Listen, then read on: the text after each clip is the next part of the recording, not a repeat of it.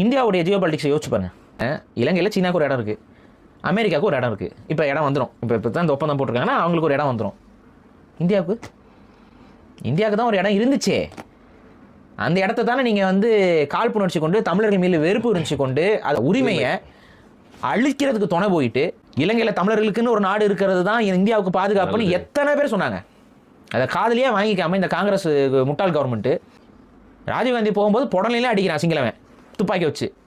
அப்பனாச்சும் அறிய வேண்டாம், நம்மளை புடலையில் அடிக்கிறாங்க, இவங்களுக்கு ஆதரவாக தான் நம்ம நிற்கிறோம்னு யோசிக்க வேணாம். வினை விதைத்தவன் வினை அறுப்பான், அருங்க போங்க. ஆனால் அவங்க மட்டும் இருக்க போகிறது இல்லையே, வேற என்ன பண்ணுறது? இனப்படுகொலை நடந்து கொண்டு இருக்கும்போது இங்கே கண்டவனையும் நம்பிக்கிட்டு நம்ம உட்காந்துட்டு பார்த்துட்டு தானே இருந்தோம். மாநாட மயிலாடுக்கு பார்த்துட்டு தானே உட்காந்துருந்தோம்.